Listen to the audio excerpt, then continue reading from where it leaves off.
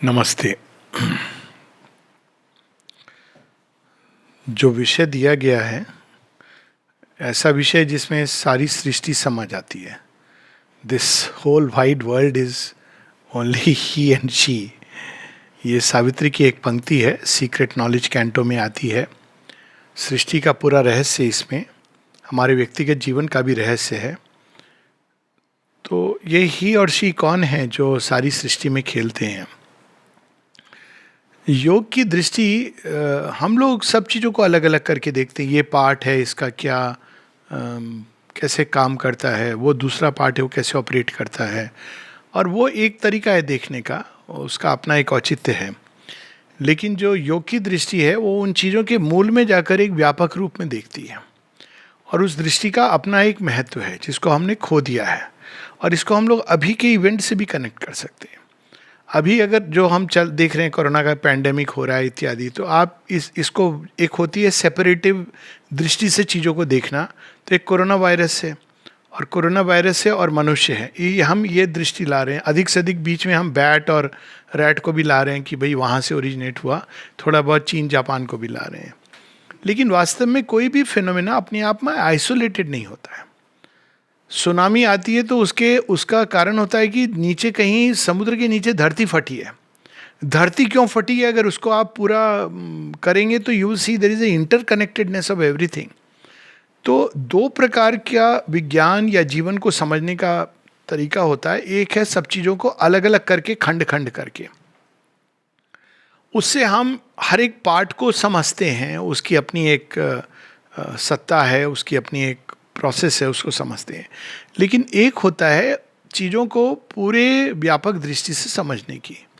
अब आप एक घटना को ले लीजिए, सिंपल सी घटना, एक्सीडेंट हो गया, तो लोग क्या कहते हैं उसके बारे में? अरे वो गाड़ी जा रही थी उधर से, इतने स्पीड से जा रही थी और वो कार आई और दोनों टकरा गए, एक्सीडेंट हो गया, है ना। ये नॉर्मली कहते हैं। और थोड़ा आप कह देंगे हेलमेट पहना था, नहीं पहना था, इसलिए इंजरी हुई। अब कई बार कहते हैं रिवाइंड करिए इस घटना को। एक पर्टिकुलर टाइम पर ये दोनों गाड़ियाँ मिली, गाड़ी जा रही थी, लेकिन ऐसा संभव था कि ये दोनों की मुलाकात ही नहीं होती है, and they would have gone smoothly. पर वो, अगर आप पीछे बैकवर्ड करते चले जाइए तो आप देखेंगे कि अच्छा, वो जब ड्राइवर वहाँ चला रहा था तो क्यों अनमनस था, उसने क्यों इग्नोर कर दिया। गाड़ी अगर आ रही थी तो he could have press the brake और टेकन प्रिकॉशन। तब आप देखेंगे कि उस घटना के पीछे कई लेवल्स के डिटर्मिनिज्म है जो काम कर रहे हैं। घटना भौतिक है, लेकिन इसके पीछे साइकोलॉजिकल इवेंट है, टाइम का एक प्रोसेसिंग है। टाइम ने किस तरह से इस सारी घटना को रचा, जिससे कि वो इस समय घर से निकला, इस तरह से आया। हो सकता है घर में उसको 2 मिनट लेट हो गई, जो उसके लिए क्रूशियल हो गए।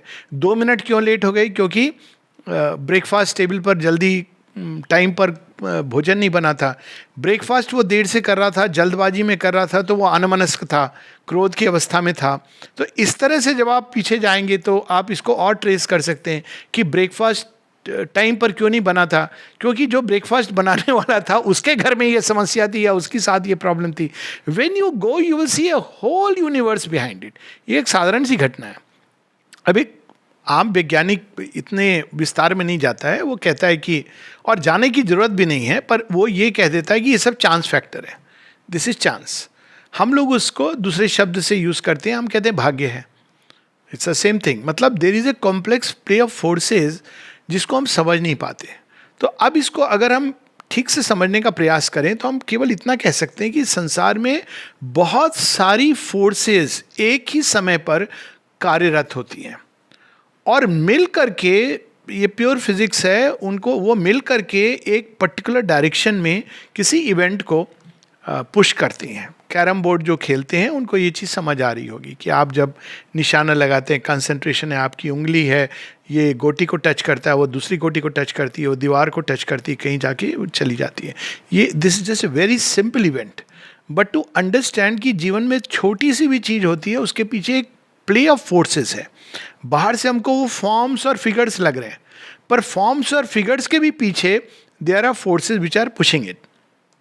तो जब इस पूरे फील्ड को स्टडी किया, स्पिरिचुअल साइंटिस्ट हम कह सकते हैं उनको, तो उन्होंने इसको एक नाम दिया। ये इंग्लिश में भी नाम है, हिंदी में भी नाम है, प्रकृति, नेचर। तो अब ये नेचर है सब कुछ, अब जितनी भी चीजें शक्तियां हैं सब कुछ वो नेचर के अंडर हो रहा है। तो अब ये यहाँ पर दो मूलभूत अंतर आए भारतीय दर्शन में, भारतीय योग की दृष्टि में। मुझे दर्शन शब्द बिकॉज वो फिलॉसफी बड़ी इंटेलेक्चुअल चीज़ हो जाती है, लेकिन योग दर्शन में और वेस्टर्न योग दर्शन में दोनों में नेचर और प्रकृति को माना गया है। लेकिन वेस्टर्न थॉट नेचर को एक प्योरली मटेरियल मैकेनिकल जड़ प्रोसेस कहता है। वो एक ठीक है नेचर है, बट वो अनकॉन्शियस एक प्रोसेस है, उसमें इससे हमें क्या लेना देना, हमको नेचर की एक प्रोसेस को पकड़ लेना है, बस इतना समझना है। भारत ये कहता है, भारत की दृष्टि, सनातन धर्म की दृष्टि, जिससे श्री कृष्ण और श्री अरविंद स्पष्ट रूप से उसकी पुष्टि करते हैं, वो ये है नित्यो नित्यानाम चेतना से चेतनानाम एको बहुनाम यो विदधाति कामन। वो जो मेटीरियल नेचर जिसको हम कहते हैं अनकॉन्शियस है, वो केवल एक फ्रंट है। तो फिर उसके पीछे क्या है, उसके पीछे एक कॉन्शियस फोर्स है। ये एक बहुत बड़ा डिफरेंस पूरी समझ में और पूरी मैनेजमेंट में हमारे जीवन को, सृष्टि को, उसके पीछे वो चेंज कर देता है। अब इसको ऐसे भी लें कि जब चोट लगती है हमें, तो हमारे हाथ में या एक छोटी सी उंगली में चोट लगी, वैक्सीनेशन ले रहे हैं लोग। अब वैक्सीनेशन का प्रिंसिपल क्या है, इसी से हम समझे, आपने शरीर के अंदर एक कुछ कीटाणु घुस आए हैं, वो लाइव एटेन्यूएटेड हैं, वायरस हैं। अब देखिए साइंटिस्ट को पता है ये क्या है, आपके शरीर को पता नहीं है, क्योंकि आपका बॉडी तो बॉडी है, बॉडी को क्या पता है। लेकिन बॉडी को बिल्कुल प्रेसिशन से पता है कि इसको नष्ट करने के लिए उसको क्या करना है।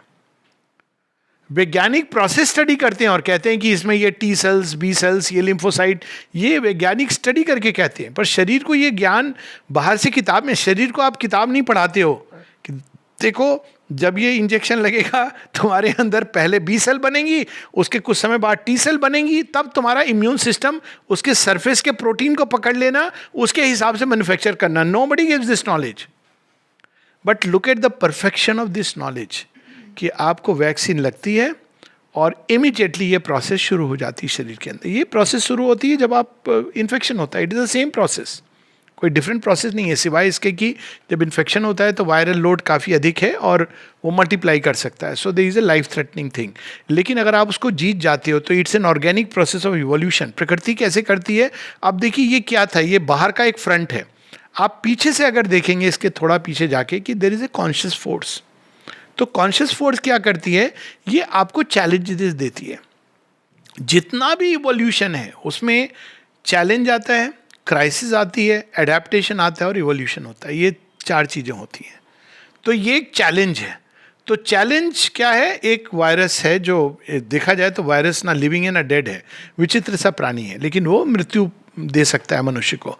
तो ये एक चैलेंज किसने दिया, प्रकृति ने दिया। अब ये एक सोच का अंतर है, सोच का और जीवन को देखने की दृष्टि है। फॉर इंस्टेंस नदी है, हम नदी को कह सकते हैं कि ये तो पानी है, पानी क्या है, अनकॉन्शियस है, बह रहा है। क्यों बह रहा है, वहाँ से हिमखंड है, ग्लेशियर है, बह रहा है।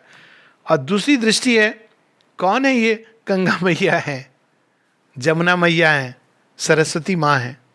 क्या डिफरेंस है दोनों दृष्टि में, डिफरेंस ये है कि एक अचेतन मटेरियल नेचर है, तो हम उसको कैसे कंट्रोल करेंगे, मटेरियल प्रोसेस से कंट्रोल करेंगे। और दूसरी है कि उसके पीछे कॉन्शियस फोर्स है।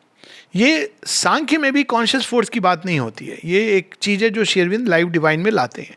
और अगर हम प्रकृति की किसी घटना को देखें तो बाहर से वो लगती है कि एक जड़ प्रोसेस है, अपने आप हो रही है, लेकिन उसके एक कदम हम पीछे जाएं कि पकड़ने की चेष्टा करें तो we will see there is a conscious force behind it. तो यदि कॉन्शियस फोर्स है पीछे में तो हमारा संबंध बदल जाता है। अब दूसरा प्रश्न उठता है, कौन है जो संबंध जोड़ रहा है, सभी तो प्रकृति का खेल है। तो यहाँ पर दूसरा सत्य है जो लाते हैं हम योग की दृष्टि में और सांख्य में है, श्री कृष्ण श्री अरविंद इसकी बात करते हैं कि ये तो प्रकृति का सारा खेल चल रहा है, कॉन्शियस फोर्स और सामने अनकॉन्शियस मटेरियल नेचर। खेल कौन रहा है इसके साथ, किसको चैलेंज कर रही है, किसको टीज कर रही है, वो किसको रिझा रही है, या कौन उसके आप भ्रमजाल कहें या चैलेंज को स्वीकार करता है, वो पुरुष है। That is the self within us, soul है।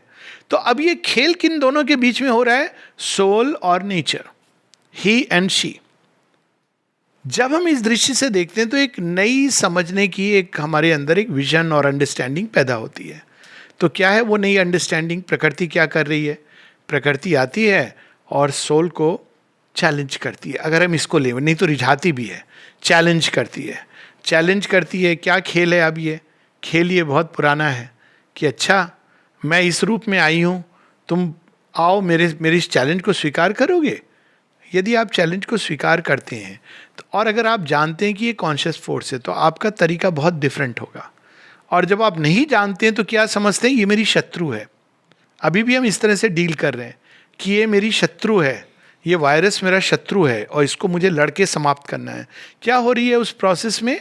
आप जितना उसको पुश कर रहे हो, आप समझ नहीं पा रहे हो कि ये एक खेल है। तो जो पीछे में कॉन्शियस फोर्स है वो उस चैलेंज, वो कहती है तुम सोच रहे हो कि ये केवल एक डेड पार्टिकल है, कम आई विल शो यू। अब जस्ट इमेजिन कि वायरस किस रेट से म्यूटेट कर रहा है, क्योंकि हमने उसको एक अनकॉन्शियस चीज के, वो बार बार बता रहा है कि यू कैन ट्राई। अब वायरस के पीछे कौन खड़ा है? पूरी प्रकृति की शक्ति खड़ी है। तो प्रकृति और सोल के संबंध को जब हम समझ जाते हैं तो हम सेल्फ मास्टरी की ओर बढ़ते हैं। लेकिन जब हम इस संबंध को नहीं समझ पाते हैं तब प्रकृति अपने ढंग से हमको समझाती है। तो ये जो संबंध है इसकी 3 स्टेजेस होती हैं और इसको हम इस तरह से समझ सकते हैं। इसको कई बार हम लोगों ने इसकी बात की अलग अलग एग्जाम्पल से। पहली स्टेज है जब पुरुष प्रकृति का दास होता है। छोटा बच्चा है तो जो मम्मी कहेगी सुनना है। पहले तो वो वूम्ब के अंदर है, पुरुष को पता ही नहीं है कि वो कुछ है भी, वो इतना आइडेंटिफाइड है डार्कनेस के साथ में। जब बच्चा गर्भ के अंदर होता है तो कहाँ जाता है? जहाँ माँ ले जाती है, एज सिंपल एज दैट। उसका अपना कुछ सोच, कोई समझ कुछ भी नहीं है। फिर वो बच्चे का जन्म होता है प्रसव पीड़ा के बाद। अब उसमें भी बहुत समय तक बच्चा सब कुछ के लिए माँ पर डिपेंड करता है। मल मूत्र विसर्जन, भोजन, सब चीज़ के लिए माँ पर डिपेंड करता है। लेकिन अब उसी बच्चे के अंदर नेचर ऑपरेट भी कर रही है उसको बड़ा करने के लिए। तो पहली स्टेज जो होती है पुरुष प्रकृति के संबंध की, वो दासत्व की होती है। इसको वर्ड यूज किया जाता है अनीश, अंधकार में।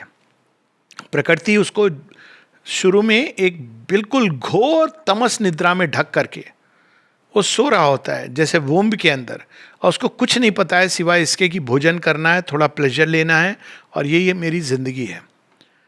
फिर वो मृत्यु जन्म रीबर्थ के द्वारा प्रकृति जब देखती कि इसका अभी किंडरगार्टन क्लास हो गई है तो नेक्स्ट लेवल पे ले जाती है। नेक्स्ट लेवल पे वो स्टूडेंट बन जाता है कि ये है कौन, अपने आप को समझने लगता है, नेचर को समझना चाहता है, जो घटनाएं उनको समझने की चेष्टा करता है। तो वो होती है अवस्था जिसको कहा जाता है साक्षी, जहाँ विटनेस होते हैं, समझने की चेष्टा करते हैं। बिना समझे हम प्रकृति को नहीं मास्टर कर सकते हैं। वैज्ञानिक एक दृष्टि से समझता है और योगी दूसरी दृष्टि से समझता है।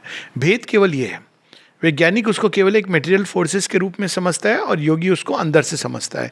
इसका उदाहरण हम लोग रामायण के केस में ले सकते हैं। रामायण में प्रयास करते हैं समुद्र को बांधने का, तो पूरा प्रयास करते हैं but she does not concede. तो अंत में वो क्या करते हैं, लक्ष्मण जी बाण चलाते हैं, बाण संधान करते हैं और कहते हैं भय बिन होए न प्रीत। कि ये समुद्र ने पता नहीं अपने आप को क्या समझ रखा है, जानते नहीं कि मैं शेषनाग हूँ। तो वो जब बाण का संधान करते हैं तो being of ocean comes before him and asks him कि क्षमा करें आपको क्या चाहिए। तब वो बताते हैं कि तुम इस तरह व्यवहार कर रहे हो, तो वो चेंज हो जाते हैं और फिर वो कहते हैं ठीक है आप मेरे ऊपर पत्थर डाल दीजिए, यहाँ ये पत्थर मिलेंगे, ऐसे करनी है process and the bridge is made. अब इस देखने से एक दृष्टि से लगेगा ये क्या घटना है, ये तो एक कल्पना की चीज़ है, ऐसे थोड़ी होता है समुद्र का कोई बीइंग है जो आपके सामने आ जाएगा। लेकिन यदि हम प्रकृति को स्टडी करें, उसके साथ एक जीवंत संबंध जोड़ें, प्रकृति यही चाहती है। अब आप बच्चे और माँ की एनालॉजी देख लीजिए। माँ बच्ची को बड़ा करती है, बेटी को बड़ा करती है। तो जब बेटी को बड़ा करती है माँ, तो वो क्या चाहती है बेटी से? एक समय आएगा जब वो बेटी उसकी सबसे अच्छी सखी बनेगी। माँ की समस्याएं बेटी समझेगी, बेटी कहेगी कि मम्मी ऐसे, सी कैन शेयर एवरीथिंग। क्यों? क्योंकि बेटी अब बड़ी हो गई है। तो प्रकृति क्या चाहती है खेलते हुए, कि एक टाइम आए जब ये मेरे साथ कॉन्शियसली खेले। अब प्रकृति पीछे में कॉन्शियस फोर्स है। अब जो भ्रूण है, जो डिवाइन सोल है, उसका एक केवल अंश है, तो वो एक लंबे समय नाना प्रकार के अनुभवों के द्वारा उसको केवल बड़ा कर रही है। एक बार हम केवल इस चीज को समझ जाएं, we are on a long evolutionary journey, जिसमें हमें प्रकृति लेकर के चली जा रही है। तो वो क्या करती है? हर तरह के अनुभव देती है। अब लोग कहेंगे ये क्या अनुभव दे रही है कि हम मर भी जाते हैं इस अनुभव में। हाँ, क्यों प्रकृति ऐसा करती है? क्योंकि प्रकृति की दृष्टि से हम मरते नहीं हैं। प्रकृति की दृष्टि से केवल फॉर्म नष्ट होता है। कौन सा फॉर्म? जो प्रकृति ने बनाए हैं, उसी ने बनाया है। माँ बताती है प्लास्टिसिन, जो क्ले है ना, वैसे उससे बनाए हैं। वो देखती है कि अब ये फॉर्म क्यों बना रही है प्रकृति। प्रकृति का मूल उद्देश्य यह है कि ये फॉर्म एक दिन ऐसा बने, एक घर बने, जिसके अंदर मैं उस साक्षात पारब्रह्म परमेश्वर को स्थापित कर सकूं। This is the whole planning original. तो वो छोटे छोटे छोटे फॉर्म्स बनाती है, एटम से शुरू करती है। एटम में भी भगवान समाते हैं। शेरविंद की एक पोयम है जहां कहते हैं, in that electron the Shiva in his fiery chariot rides. वो स्पार्क कहाँ से है? अगर आप एटम्स के वो वर्ल्ड को कहते हैं, it's the dance of Shiva. तो अब वो अपने को वो भी कंप्रेस करते चले जाते हैं। जितना छोटा घर उतना छोटा होके वो कंप्रेस करके आ जाते हैं। तो प्रकृति जब छोटा घर बनाती है, तो डिवाइन कॉन्शियसनेस भी एक छोटे से स्पार्क के रूप में, छोटा घर मतलब केवल साइज की बात नहीं है, बट उसके अंदर संभावनाएं बड़ी सीमित है। धीरे धीरे धीरे वो घर भी बढ़ता जा रहा है, सुंदर होता जा रहा है, और अंदर ही ये दिव्य शिशु भी बढ़ता जा रहा है।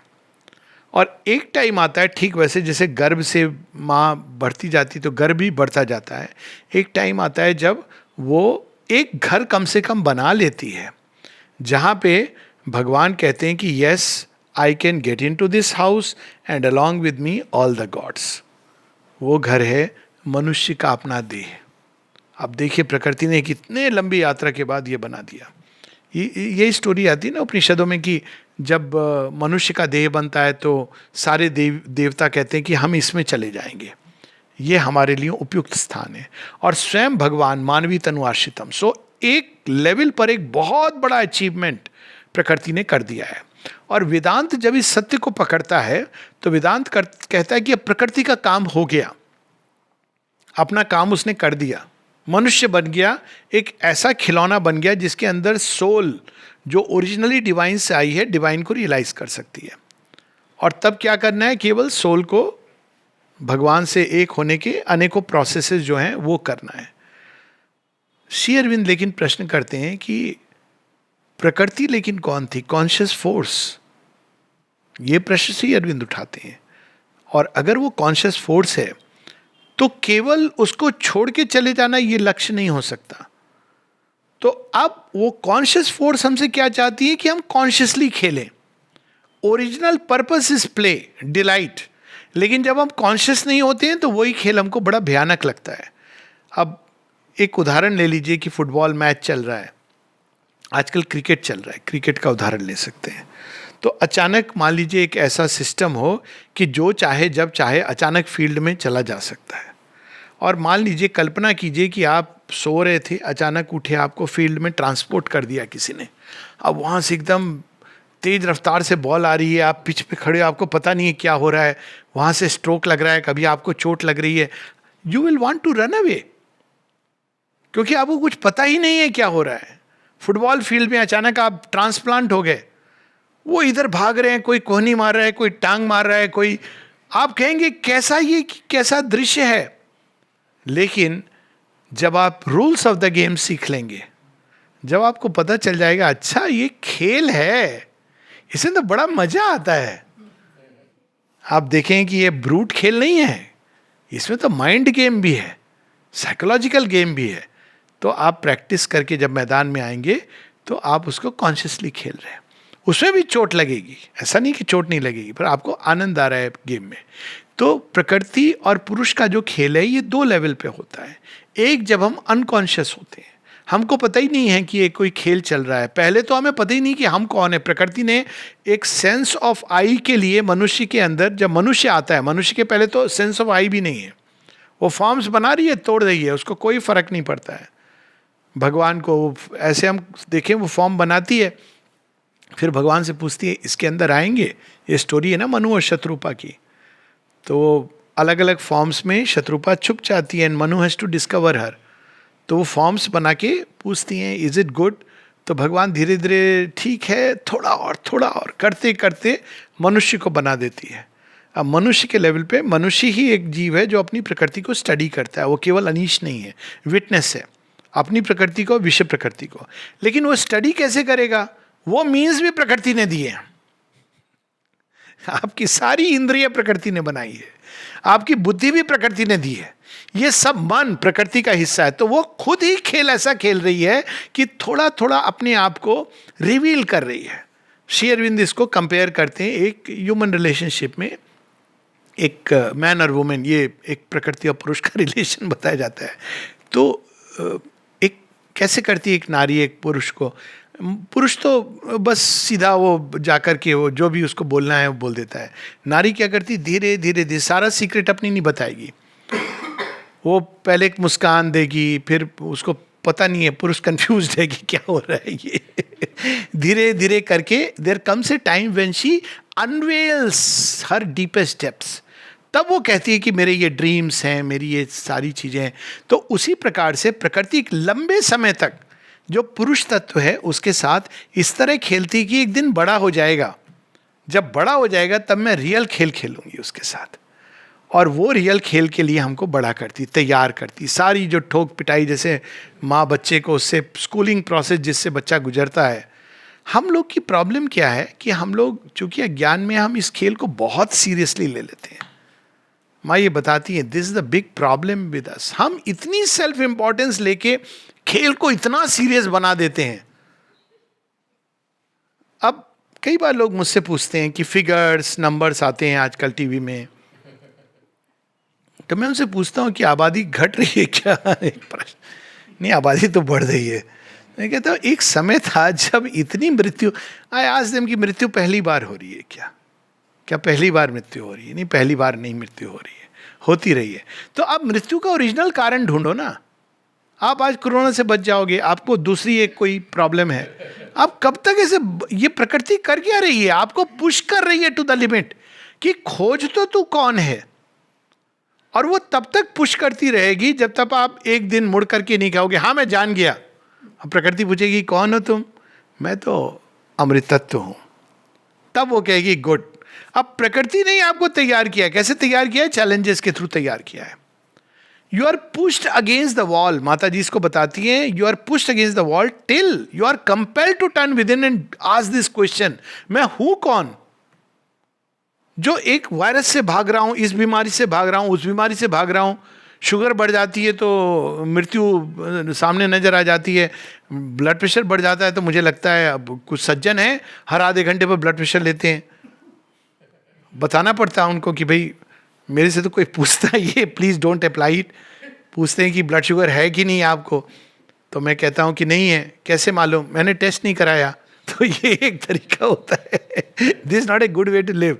पर मैं बता रहा हूँ कि एक टाइम आता है, मैंने छुट्टारायण जी को ऐसे जीते हुए देखा है, देयर इज अ वे आप, लेकिन ये नहीं कि अगर आप, सबकी अलग अलग स्टेज है इवोल्यूशन के लिए। कहने का अर्थ ये कि what is she trying to do, कोई संसार में आपको परेशान करने के लिए नहीं भगवान बैठा हुआ है।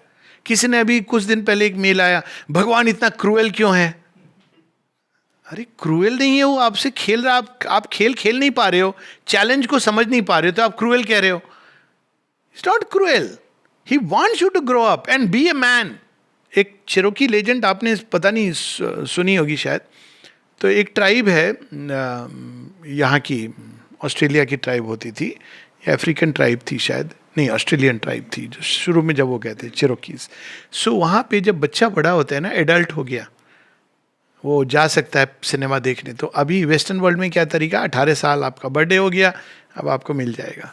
लेकिन वो क्या करते थे, जब बच्चा कहता था कि अब मुझे कबीले का आप थोड़ा चार्ज दीजिए, काम दीजिए, तो कहते ठीक है, तो तेरा टेस्ट है। टेस्ट क्या होता था, पूरी रात उसको आंखों पे से पट्टी बांध करके एक जंगल में छोड़ दिया जाता था। वो ऐसा जंगल जिसमें सिंह भी हैं, सांप भी हैं, और कहा जाता था कि तू सुबह में बच गया तो तू जवान हो गया, युवा है। ये अब देखिए एक छोटी सी चीज है, इसमें क्या है, बच्चे के अंदर एक ट्रस्ट है, बच्चे के अंदर एक चैलेंज का भाव है, उसके अंदर शौर्य है, करेज है। वो पट्टी नहीं खोल सकता, बाकी सब कर सकता है। अब उसको बाकी सारी इंद्रियों से अपनी अलर्ट रहना है कि कहाँ से क्या चीज़ आ रही है, और उसको सीखना है how to take the challenge. वो रहेगा उसके पास भाला वगैरह बर्छा रहेगा। तो एग्जैक्टली जब वो उसके बाद निकलता है तो निखर करके, लायन किंग फिल्म देखी होगी बच्चों ने, है ना, यही चीज़ है लायन किंग में। तो प्रकृति एक लंबे समय तक हमें दास की तरह ट्रीट करती है, और वो जैसा बोलती है हम विवश हो जाते हैं। हमारे अंदर एक, जो लोग कहते हैं ना, सोल ने क्यों डिसाइड किया ऐसे जाने के लिए, ग्रो करने के लिए। हम कॉन्शियस नहीं होते, हम तो केवल एक ईगो सेल्फ जिसको हम कहते हैं है। तो ईगो सेल्फ भी प्रकृति की रचना है। तो एक और प्रकृति ने बनाए हैं कारण, उपादान, इंस्ट्रूमेंट्स, इंस्ट्रूमेंटल पर्सनैलिटी, हमारी कर्मेंद्रियाँ, ज्ञानेंद्रियाँ इत्यादि प्रकृति ने बनाई हैं। साथ में आपको उनका मालिक कौन है, मालिक तो अंदर में छुटका सा बच्चा है। तो एक मैनेजर के रूप में प्रकृति ने अपने आप ही एक ईगो बना दिया। ईगो मैनेजर है, प्रकृति की रचना है। तो ईगो क्या करती है, प्रकृति तो बहुत विशाल है। ईगो क्या करती है, वही करती है जो हम नदी में जाकर के अर्घ देते हुए करते हैं। आप नदी में जाते हैं तो क्या करते हैं, सब अपनी अपनी जगह का उठा करके, भगवान सूर्य ये ले लो। पानी तो एक ही है ना, एक व्यक्ति अर्घ दे रहा है सारा, लेकिन ये सेंस कि मैं दे रहा हूं। तो हम क्या करते हैं, प्रकृति के साथ जब ऐसे खेल खेलने लगते हैं, जब कॉन्शियस होने की अवस्था आती है, तो हम कहते हैं this is me, this is my nature. मुझे ऐसा महसूस होता है, तुमको वैसा महसूस होता है। अब इसके साथ क्या होता है, आपस में घर्षण, आकर्षण और घर्षण दोनों साथ साथ होते हैं। जो चीज मुझे मेरी जैसी लगती है ये मेरा है, शरीर से मेरे जीन शेयर करता है ये मेरा है, मेरे विचारों से सहमत है ये मेरा है, मेरी भावनाओं को पोषित करता है ये मेरा है, मेरे कामनाओं को पूर्ति करता है ये मेरा है। और जो इसको अलग तरह का है, मैं वाइट हूँ, वो निग्रो है, ब्लैक है, ये मैं नहीं हूँ, मेरा नहीं है, ये मेरा आदमी नहीं है। मेरे विचार हैं भगवान में विश्वास करने के, दूसरे के नहीं हैं, तो बस द्वंद्व युद्ध प्रारंभ हो जाता है। बिलीवर और नॉन बिलीवर में क्या डिफरेंस है, ये डिफरेंस ये है कि एक ने शैडो देख ली भगवान की, दूसरे ने देखी नहीं। This is the difference. One has seen the shadow of God, but at least he has seen the shadow, तो वो असलियत तक पहुंच सकता है। ये डिफरेंस है। तो ये अब सेंस ऑफ सेल्फ, उसके साथ क्या होता है कि ईगो से जुड़ करके ग्रुप लाइफ भी तैयार होती है। ये मेरे लोग हैं, मेरे घर के हैं, मेरे अपने हैं, इत्यादि इत्यादि करके एक पूरा तामझाम प्रारंभ होता है। तो इस तरह चैलेंजेस के साथ, दोनों आकर्षण और घर्षण दोनों के साथ हमारा सेल्फ ग्रो करता है। आकर्षण के द्वारा कैसे ग्रो करता है, पोषित होता है। कहते हैं ना, एनकरेजमेंट भी जरूरी होता है, आप कितने अच्छे हैं, आप कितने, इत्यादि इत्यादि।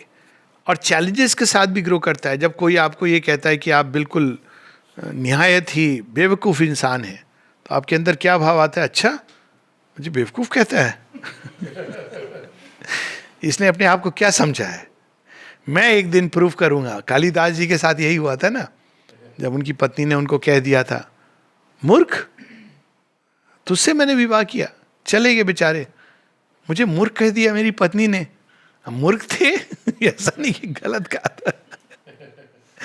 जाके वो माँ काली को, तभी तो कालिदास नाम पड़ा कि माँ, वो तो अपना आत्महनन करने जा रहे थे, तो वो फिर प्रकट होती हैं, कहती हैं ज्ञान ऐसे नहीं मिलता है, मैं तुझे ज्ञान दूंगी।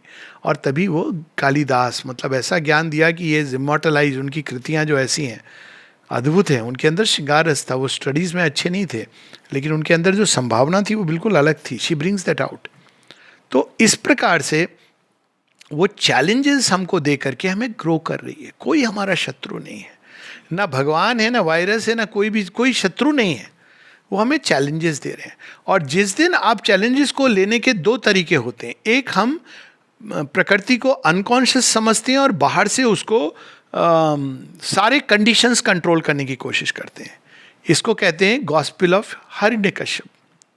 हिरण्यकश्यप की गॉस्पेल क्या है? मैं ऐसे ना मरूं, वैसे ना मरूं, इससे ना मरूं, उससे ना मरूं, इस जगह ना मरूं, उस जगह ना मरूं। ये सब वो कंट्रोल कर लेता है, पूरा एकदम अमेरिकन है, सब तरीके कंट्रोल कर लिए, वैक्सीन भी ले ली उसने सारी। तो अब वो बिल्कुल अब मैं मरूंगा नहीं। अब आप पूछ सकते हो, जिन लोगों ने इतना कॉन्फिडेंट है ना कि अब हमने वैक्सीन ले लिए, तो बोलो अरे आप अमर हो गए। नहीं, अमर तो नहीं हुए। तो बात तो वही है, you are still subject to death. तो अब जब ये पूरा कॉन्फिडेंट हो जाते हैं कि अब मुझे कोई नहीं मार सकता है, तो भगवान कहते हैं सेटिस्फाइड? हाँ सेटिस्फाइड। तुझे त्रिलोक का राज्य मिल गया? हाँ मिल गया। अब देख, तू अपने बबल में रह रहा है ना। अभी मैं तुझे सत्य दिखाता हूँ। और उन्हीं के घर में प्रहलाद आ जाता है। अब प्रहलाद कौन है? Hiranyakashyap is the ego self and Prahlad is the soul within us. तो जब छोटा होता है तो वो जैसे बाप कहता है वैसे, लेकिन वो धीरे धीरे ग्रो करता है, ग्रो करके अंत में अपने फादर को ही चैलेंज कर देता है। ये एक बैटल होती है अंदर में। और दोनों का तरीका क्या है?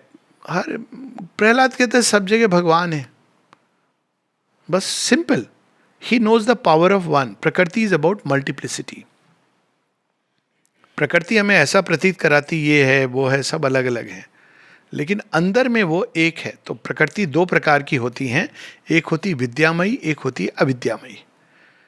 अविद्यामयी इस भाव से कि सब अलग अलग हैं। अविद्या का मतलब है multiplicity which has forgotten the one. ये अविद्या है। अविद्या विद्या का स्कूल जाने से कोई मतलब नहीं है। श्री रामकृष्ण परमहंस इज विद्वान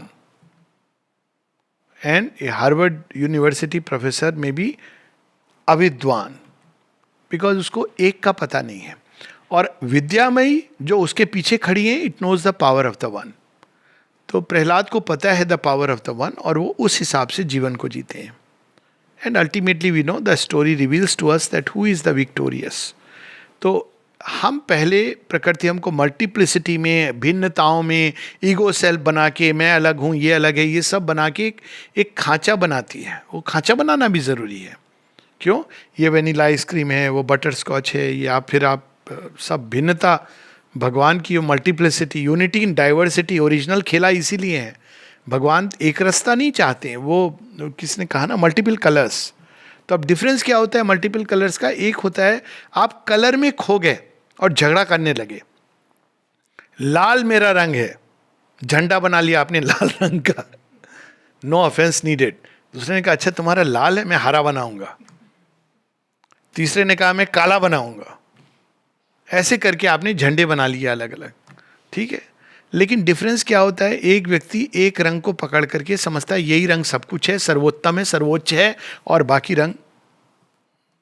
और दूसरा व्यक्ति क्या होता है? वो इंद्रधनुषी होता है। इंद्रधनुष को पता है इंद्रधनुष इतना अच्छा क्यों होता है कि ये सारे रंग मेरे अंदर है, बैकग्राउंड तो स्काई का है, background is white, white balancing. तो वो जब हम इस भाव से जानते हैं कि ये सारे रंग विविधताएं, प्ले विद इट, बनी इसलिए है। श्री अरविंद बार बार ये बताते हैं ना कि यू आर प्लेइंग, ये जीवन मुक्त की अवस्था है, आप प्ले कर रहे हो उससे, लेकिन आप बैकग्राउंड में वन को भूल के अगर खेलोगे तो बहुत भयानक भ्रम जाल में चले जाओगे। आपके पास कोई बैकअप प्लान नहीं होगा। ऑफ कोर्स, क्योंकि प्रकृति के पीछे कॉन्शियस फोर्स है, कोई भी भ्रम जाल से अल्टीमेटली वही तुम्हें निकाल देगी। लेकिन जब वन को स्मरण करके खेल हम खेलते हैं तो एक बिल्कुल भिन्न अवस्था होती है हमारी। तो यही चीज श्री अरविंद सीक्रेट नॉलेज में, this whole wide world is only he and she. लेकिन क्या मनुष्य का घर बना के जिसमें भगवान आ गए खेल खत्म हो गया है? श्री अरविंद कहते हैं नहीं, एक लेवल का खत्म हो गया है। कंप्यूटर गेम्स होते हैं ना अलग अलग लेवल के। तो अब क्या होने वाला है? घर तो बना दिया आपने जिसके अंदर भगवान आ गए, लेकिन अब भगवान आ गए और भगवान अपनी दृष्टि से घर को देख रहे हैं। तो भगवान कह रहे हैं घर तुमने मेरे रहने, माने मेरे ड्वेलिंग के लिए तो बना दिया, लेकिन अब इसमें एक नेक्स्ट लेवल का चेंज लाना है। मैं रह सकता हूं इसमें, लेकिन अब मेरे योग्य होना चाहिए ये घर। तो अब नेक्स्ट लेवल पे ये जो घर है कैसा बनेगा? नाउ द कॉन्शियस फोर्स जो प्रकृति के पीछे छिपी थी, वो कहती हैं अब बेटी तू चली जा पीछे, अब मैं करती हूँ। तो अब ये नेक्स्ट लेवल का जो गेम है वो योगा ऑफ ट्रांसफॉर्मेशन है। योगा ऑफ ट्रांसफॉर्मेशन क्या है? यही है ना, सोल को रियलाइज करना ट्रेडिशनल योग है। नेचर भी अपने सत्य को रियलाइज करे। अब आप सोचिए कितना विरोधाभास है। हम सब कहते हैं ना देह में भगवान रहते हैं। अब भगवान रहते हैं किस देह में? क्या छाप पड़ी है इस मैटर के ऊपर? सब काम, क्रोध, लोभ, मोह, मद, जो जो चीजें अनस्पीकेबल्स हैं, सबका इम्प्रिंट है। और शरीर के अंदर आप देखें मल मूत्र विष्ठा, ये मेडिटेट करते हैं ना लोग, prone to degeneration, disease, death, old age. ये कैसा घर है भगवान का? आप ऐसे मंदिर बनाएंगे क्या जिसके अंदर ये सारी चीजें चल रही हों और बोले भगवान का मंदिर है? भगवान क्या कहेंगे, भाई ढंग का मंदिर तो बना कम से कम। तो अब पहला काम हो गया कि डेटी आ गई हैं, लेकिन जब डेटी जाग जाती हैं तो वो चेंज करने की प्रोसेस शुरू होती है। क्योंकि अब और डेटी के ही अंदर से जब सोल मिनिएचर होती है तो उसके अंदर से प्रकृति वहीं से प्रकट हुई है। दोनों एक हैं, लेकिन बाहर से दिखता है कि दोनों अलग अलग हैं। और जब डेटी जाग जाती हैं, डिवाइन प्रेजेंस हमारे अंदर जाग जाता है, तो उन्हीं के अंदर से नाउ डिवाइन शक्ति प्रकट होती है। तो अब फिर क्या होता है, एक नए प्रकार का खेल शुरू होता है जहां हम कॉन्शियस होते हैं कि वर्किंग हो रही है। बहुत डिफरेंस है। एक योगी जब बीमार पड़ता है या उसके जीवन में कठिनाइयां आती हैं, it is very different from somebody जिसने डिवाइन को रियलाइज नहीं किया है। वो जानता है कि एक प्रोसेस है, इसके पीछे क्या है, वो आनंदित रहता है उसमें भी। क्यों? क्योंकि उसको ये सब मालूम है कि ये खेल क्या हो रहा है। और अब एक नई चीज शुरू होती है जो श्री अरविंद ने की है। डिवाइन मदर डायरेक्ट आती हैं, मदर नेचर को कहती हैं तूने काम अच्छा किया है, मैं थोड़ा इसको ठीक कर लूँ।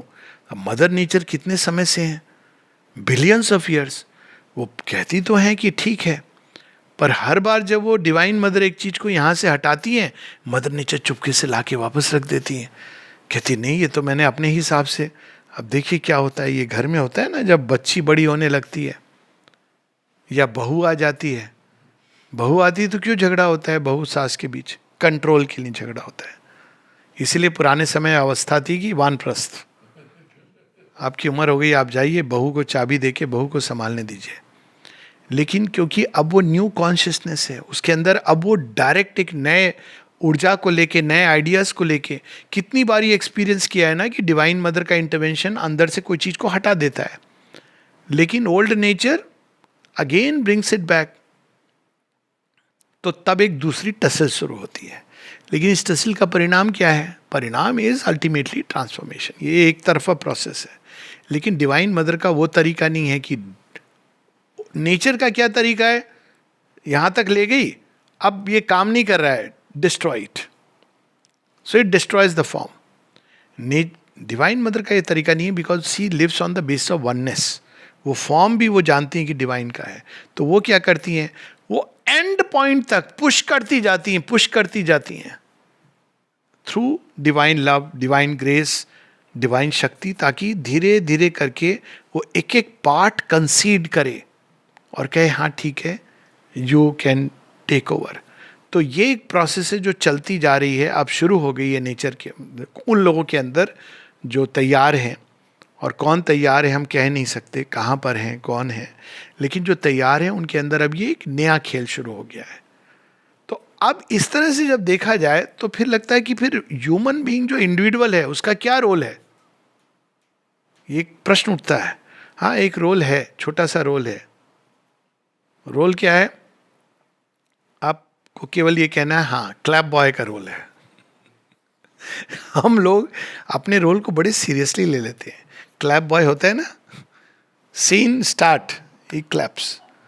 अब क्लैप बॉय को अगर ये लगने लगे मैं ही तो हूं असल, मैं क्लैप नहीं करूंगा तो पिक्चर नहीं बनेगी, सारी पिक्चर मेरे ऊपर आधारित है। हाँ, रोल है क्लैप बॉय का, सब लोग तैयार हैं, he has to give the final go. तो हमारा रोल क्या है? To give consent. आपके सामने डिवाइन मदर की भी वर्किंग शुरू होगी और प्रकृति की भी वर्किंग शुरू होगी। प्रकृति अपने बहुरूप नहीं, इतनी जल्दी कंसीड नहीं करती है, वो पुराने खेल से तैयार कर दिया है, लेकिन फिर भी उसके अंदर एक अटैचमेंट है। श्री अरविंद बताते हैं इग्नोरेंट प्रकृति को बड़े सुंदर ढंग से डिस्क्राइब करते हैं। She is like the mother ignorance को डिस्क्राइब करते हैं, she is the dark mother, जो अपने बच्चे को अपने एप्रन स्ट्रिंग से बांध करके रखना चाहती है।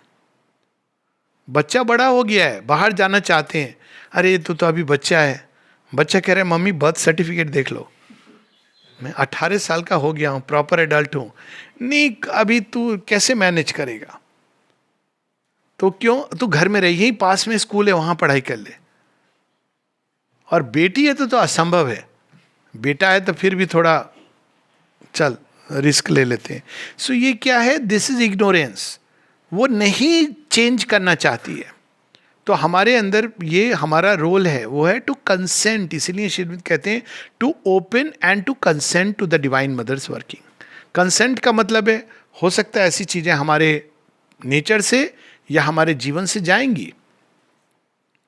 हम कंसेंट नहीं करने का मतलब है हम कंप्लेन करना शुरू कर देंगे, ग्रम्बल करना शुरू कर देंगे, माँ वो मेरा इतना प्रिय था, उसको कोरोना कैसे हो गया। किसी ने शुरू में पूछा था ना कि एक आश्रमाइट को कोरोना कैसे हो गया, तो हमने कहा ऐसा तो कोई कॉन्ट्रैक्ट नहीं था, मुझे नहीं याद है ऐसा कोई कॉन्ट्रैक्ट था कि आपको ये नहीं होगा वो नहीं होगा। केवल एक चीज है, रूपांतरण होगा अगर आप इसे पढ़ते चले जाओगे, एक लाइफ में किस लाइफ में, this is the certainty. Nowhere Mother and Sri Aurobindo have said all your life you will have no illness, nothing, no. But उन्होंने कहा इन सबके थ्रू मैं तुमको संभाल करके ले जाऊंगा। क्यों संभाल करके ले जाऊंगा, आपको जो इम्पैक्ट होता है एक इवेंट का, क्योंकि नेचर से जब आप विष को हटाते हो, पुरानी चेतना को हटाते हो, तो वो बहुत कठिन काम होता है। तो जब तक हटाते नहीं है तब तक हमको पता भी नहीं चलता है कि हम विष में जी रहे थे।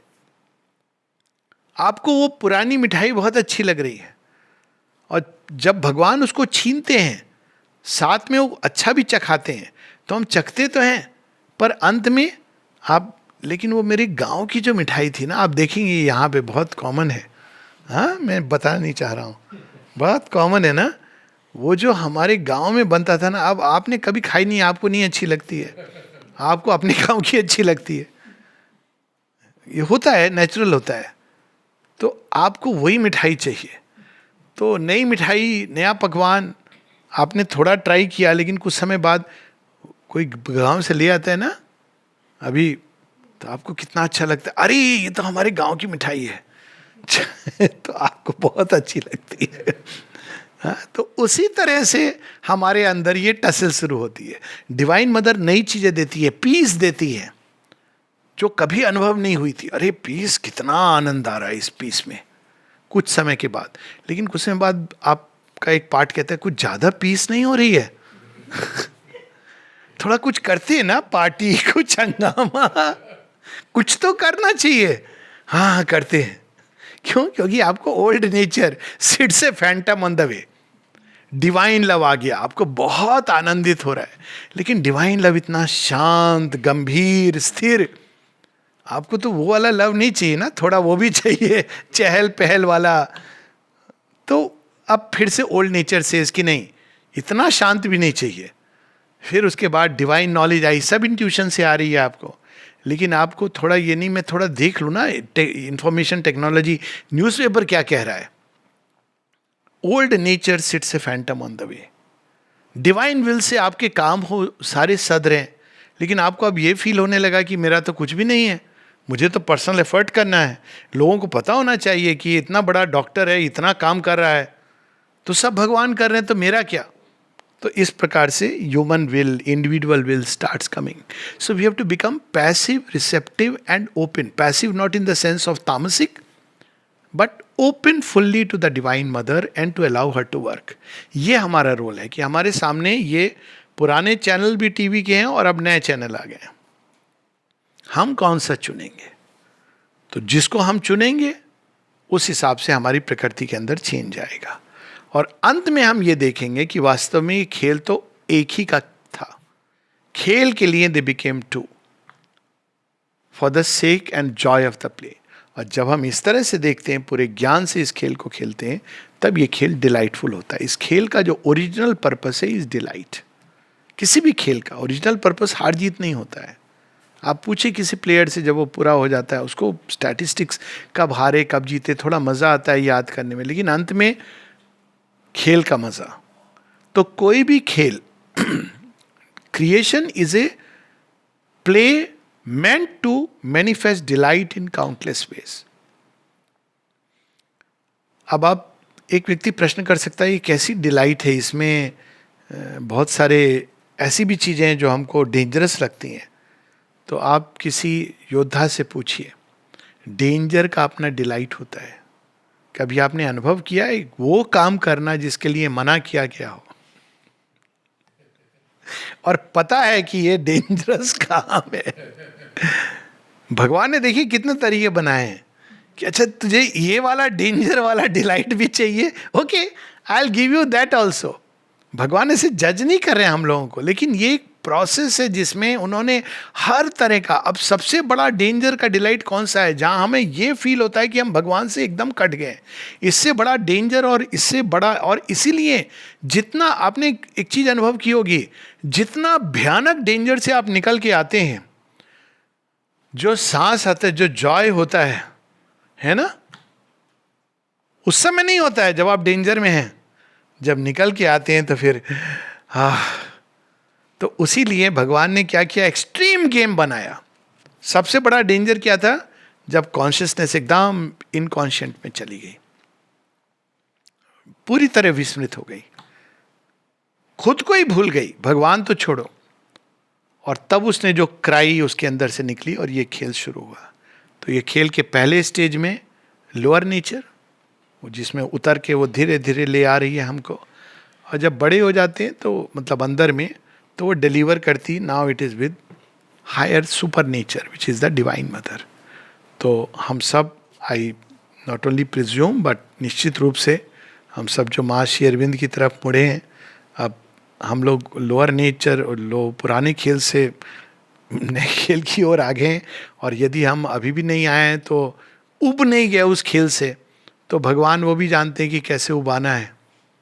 आपको खेल में बहुत मज़ा आ रहा है ना, तो लोअर नेचर नहीं छोड़ दें तो कहते ये तो उब नहीं रहा है, टाइम आ गया है, this is a better game. तो भगवान कहते कोई बात नहीं है, अच्छा अभी मैं तुझे बताता हूँ. तो खेल और भयानक होता जाता है.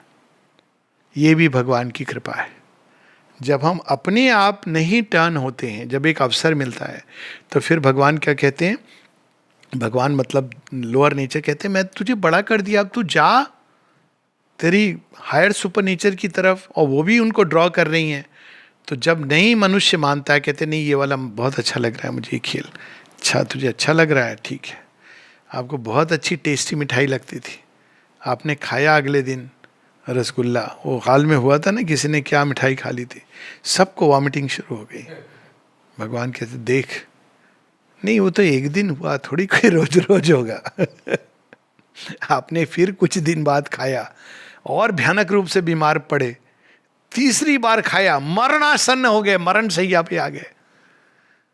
तो भगवान बाद में आप कहते हो बात तो है कुछ, I think I have had enough, तो आप वेजिटेरियन बन जाते हो. अंडर इस स्टोरी के साथ आई क्लोज की भगवान का अपना तरीका है.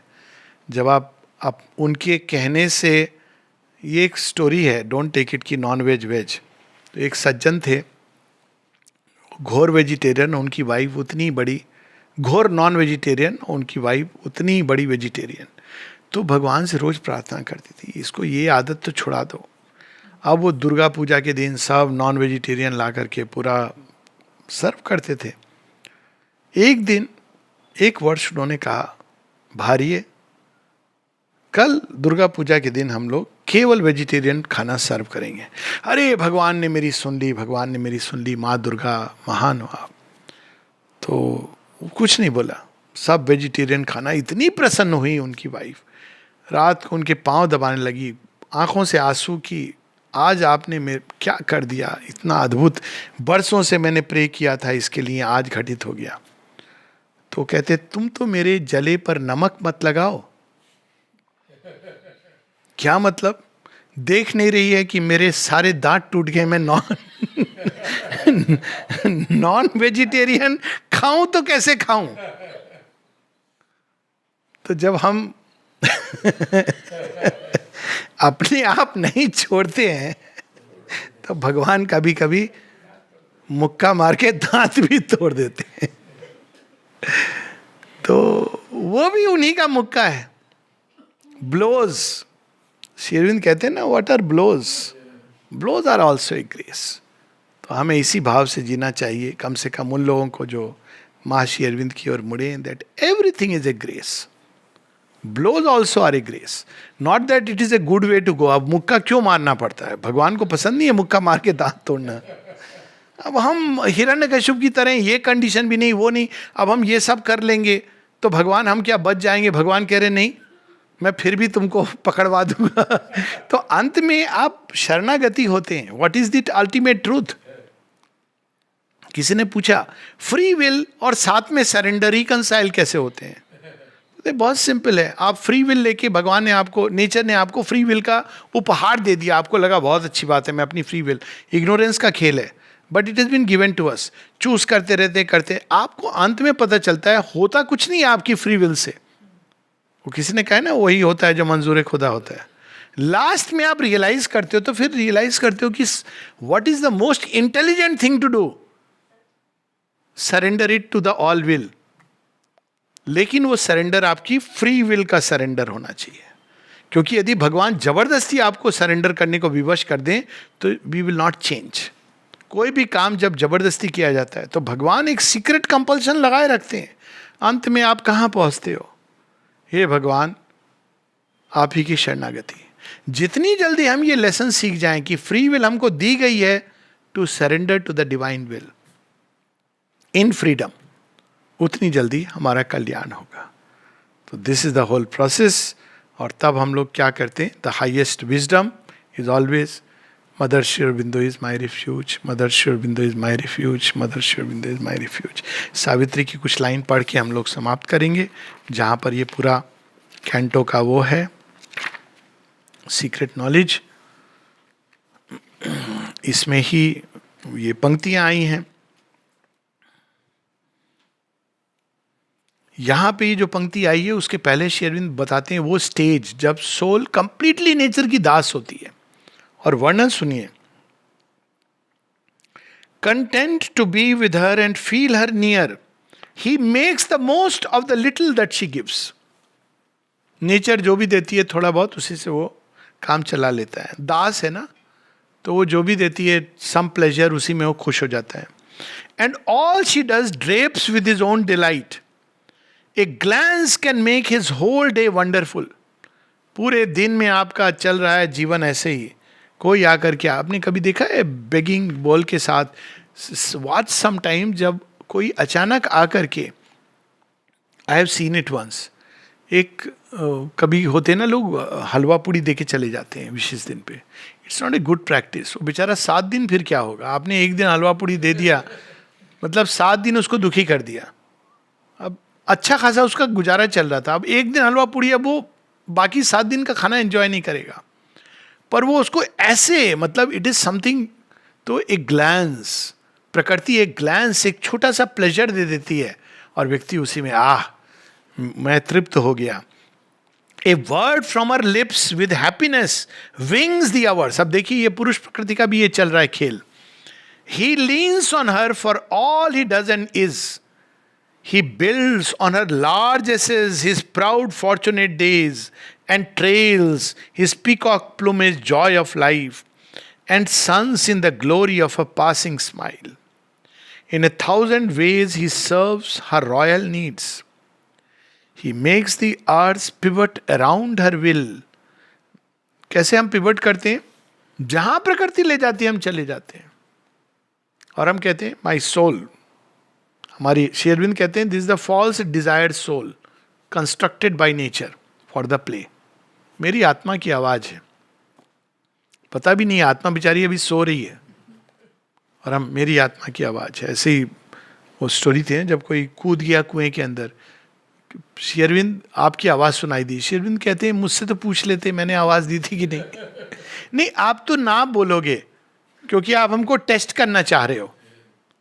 बड़ा भयानक ये खेल है कि हमको श्री अरविंद माता जी की आवाज सुनाई दे रही है. सबसे ज्यादा भयानक ये खेल है. प्रकृति वो तो एकदम डिसेप्टिव खेल है. Much better to be humble enough and say कि भाई हम ग्रो कर रहे हैं, इसका कोई अंत नहीं है. यदा कदा सुनाई भी दे रही है तो आप चुप रहिए उसको. थोड़े दिन बाद डिक्लेयर होने दीजिए कि ये ऑथेंटिक आवाज़ है या आप जा रहे थे दुर्वा काके की तरफ, बहरामपुर की तरफ, पता है ना क्या है वहाँ पर, asylum. He makes the hours pivot around her will, makes all reflect her whims. All is their play. This whole wide world is only he and she. ये दोनों खेल रहे हैं. हम कौन है? हम ही भी हैं, शी भी हैं. प्रकृति में हम शी हैं और सोल में हम ही हैं. हमारे अंदर भी यही खेल चल रहा है. अब हम किस लेवल का खेल खेलेंगे ये हमको डिसाइड करना है आपस में. हम नेचर के साथ दास वाला खेल खेलेंगे, दास दास, या मास्टर मास्टर. तो जब ये खेल हम अपने अंदर अपग्रेड करते चले जाते हैं, शेरविंद कहते हैं ना वो, that is how we have to upgrade. सबके अंदर ये खेल चल रहा है. एक लार्जर लेवल पे भी चल रहा है, एक मिनिएचर लेवल पे हम सबके अंदर. तो हमें अब ये डिसाइड करना है हम प्रकृति के दास अनीश बन के जिएंगे, प्रकृति बोलेगी कूल नो प्रॉब्लम, या हम विटनेस उसको समझेंगे, स्टडी करेंगे, या हम ईश be a master of nature. किंतु वो छोड़ने वाली नहीं है. ये अगर हम सोचते हैं कि हम कहीं जंगल जाके, माउंटेन जाके शट करके अपने आप को हम प्रकृति के इस, वो सी विल बी देयर. शरीर है आपका, मन है, प्राण है, यही तो प्रकृति है. प्रकृति is not just material nature. आप कहीं चले जाइए, प्रकृति आपके साथ रहेगी. आपको जब तक प्रकृति नहीं आप तैयार हो, और तब भी वो कैसे रिलीज करती है, ऐसे नहीं कि नाउ यू आर फ्री, वो स्टेप असाइड कर जाती है और जगन माता प्रकट होती हैं. वो पूछती हैं व्हाट डू यू वांट. तब आप अगर बोलेंगे कि I want freedom, she is okay, she has the power. प्रकृति के अंदर वो पावर नहीं है फ्रीडम देने की. वो आपको ले जाएगी उस पॉइंट तक जहां वो कहेगी मुझे जितना पढ़ाना था मैंने पढ़ा दिया, नाउ योर चॉइस. एंड प्रकृति चली जाती है, जगन माता आती हैं और जगन माता पूछती है what do you want. Savitri में आता है ना उसका वर्णन, बुक 2 कैंटो 14 में, वर्ल्ड सोल, कि you want this world, go back, enjoy this world if you want to, और you want the eternal, go to the eternal. अब ये ऑप्शन आ गया है कि I want this nature to change, transformation. ये then she gives back that nature and says okay I will work on you and with you and through you upon this nature. That is the yoga of transformation. आप consciously आते हो उसी घेरे में, no more as ignorant person but for the sake of the work. This is the knot that ties together the stars. और ये पूरा लंबा वर्णन है. लास्ट में यहाँ पर वो वर्णन है, आता है कि at last he wakes to a memory of self. He sees within the face of deity. कब ये खेल का लेवल चेंज होता है? जब आप अपने अंदर भगवान का दर्शन करते हो. उसके पहले ये नहीं चेंज होता है. The Godhead breaks out through the human mold.